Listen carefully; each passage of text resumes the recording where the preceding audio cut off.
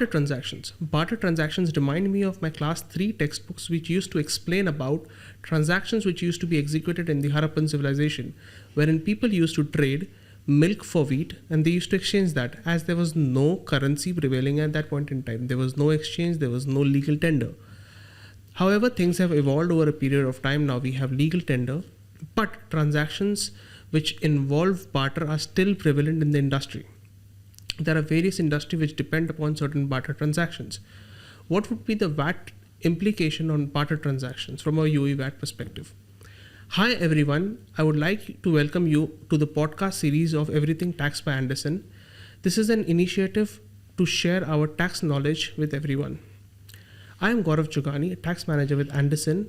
Along with me, I have Vaijanti, who is an assistant manager with us. Thank you, Gaurav. We are here to discuss about the VAT implications on critical aspects or common issues which are seen in the barter transactions. Basically, barter transactions are those transactions where business agree to supply goods or services to each other in place. Now, if there's a company who wants to supply goods and services and another company who wants to receive goods and services and then supply goods and services to that particular company, they can enter into a barter agreement. In simple terms, barter transaction would mean you do this for me, I do that for you. Very simple. We have observed that many companies or many businesses, especially in the retail and distribution sector, have barter transactions. Knowingly or non-knowingly, they do barter transactions. The main problem is that these transactions are not recorded in the financials, nor they are a part of books of accounts. So it becomes difficult for the finance team or the tax team to identify such transactions. Do you agree with me, Vaijanti? Yes, I completely agree with you that such transactions often businesses fails to recognize. The very first point which businesses do not realize is that VAT is consumption-based tax. Agreed. And VAT is applicable at each leg of transaction. True. Further, many do not recognize that the fact that there are two supplies in each transaction, each barter transaction. Let's understand this by way of an example. Tomorrow, Vaijanti and Gaurav agrees to provide services to each other. Gaurav agrees that he will provide me marketing support. And Vaijanti, in that exchange, she will provide inventory. Correct. In that case, if we carefully observe, there are basically two supplies. Agreed. One is Gaurav is providing Vaijanti supply of marketing services. Another one is inventory, which is getting supplied. Agreed. There are two supplies basically you want to be. Of course. So just to add to what you're saying is that knowingly or unknowingly, there are many people who execute barter transactions. Correct. And there could be many examples which I can cite, but what is coming into my mind is now, like there are newspapers. What they do is that when they want to advertise something for a motor company or something, they say that, okay, fine, we'll advertise for 10 days in the front page. And what the motor company does is it gives 5 cars or 4 cars in return of that advertisement. So that is one type. Another type could be a freelancer, maybe a social media influencer, the Gen Z guys. What they do is that they provide advertisement and they do the marketing for a company, and in return what they get free food, free stay. So that's the relation which they share.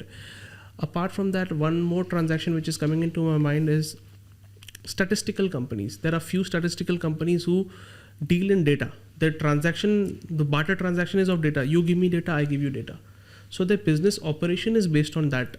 So they will extract data from you and give you someone else's data. That's the business, how they operate. So we have failed that many people fail to recognize, or maybe they do not recognize barter transaction and they do not report it in the VAT return, which during audits the FTA comes to know, and then they have penalties and then have to pay tax. So these are the basically complex transactions, and most of the people sort of miss this out. I completely agree with you, Gaurav. Further, I would like to put forward certain critical aspect in such kind of transactions. That is, valuation is a major challenge here. Course. When it comes to on practical ground, both parties do not agree on the monetary terms when it comes to money. Agreed. Like, I don't know the price of wheat, you don't know the price of rice. So correct. I know, I understand. If the valuation is itself a challenge, reporting and justifying such value of supplies becomes a very challenging situation before FTA. Correct. Further, practically speaking, when even in absence of tax invoice flow in this transaction, recovery which we are doing on input VAT which we are claiming, that can also be questionable. Agreed.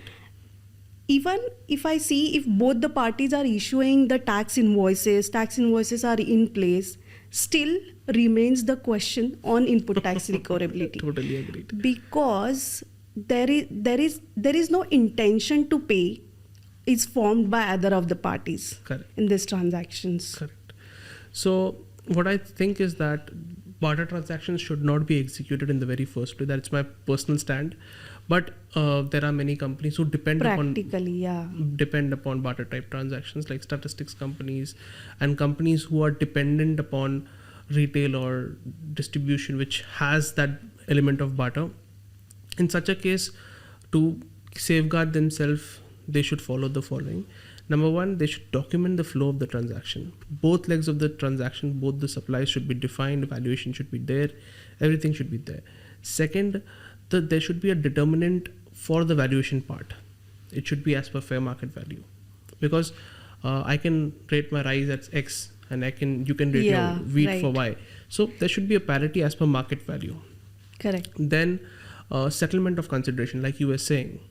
Settlement of consideration is very important because the other person will get the input tax credit if the invoices are issued only when the intention to settle the invoice is there. So if you have that documented, that if you prepare a document saying that, okay, we settled considerations like this, that is also fair enough. Of course, the FTA may challenge.